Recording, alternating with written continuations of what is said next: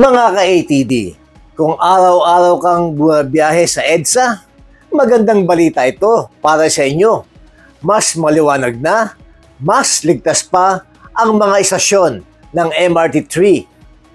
Formal nang inilunsad ng Department of Transportation at MRT3 ang bagong enhanced lighting system sa 13 MRT stations. Isang hakbang para masigurong ligtas, maayos at mas komportable ang biyahe ng bawat commuter, lalo na ngayong Kapaskuhan.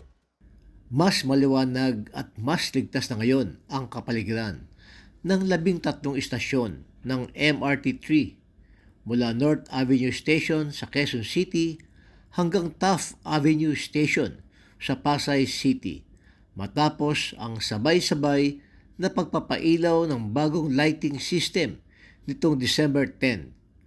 Ang proyektong ito ay alinsunod sa direktiba ni Pangulong Ferdinand Marcos Jr.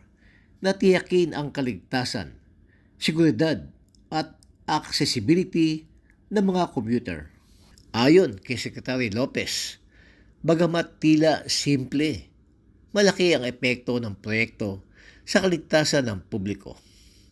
Sa iba, maaring simpleng proyekto ito, pero kadalasan, ang ganitong mga proyekto ay may makabuluhang epekto sa ating mamamayan.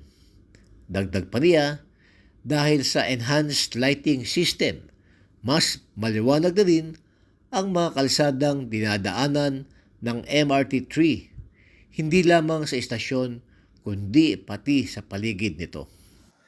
At mahalagang tandaan, ang pagpapailaw sa MRT3 ay hindi lang para sa Pasko, kundi isang pangmatagalang hakbang para sa kaligtasan at ginhawa ng bawat Pilipinong commuter. Ako po si Arnold Divina para sa ATD, Aksyon Divina, Tatak Divina. Ako po si Doc Engineer Arnold Divina. At ako naman po si Aida Gonzalez and we are your hosts here on Tagumpay It's All Good. Dito sa channel ito, we bring you real stories, inspiring journeys, and good vibes na siguradong magpapalakas ng inyong umaga. Kaya naman, don't miss out. Follow and like us on Facebook. And don't forget to subscribe to our YouTube channel. Just search Tagumpay It's All Good.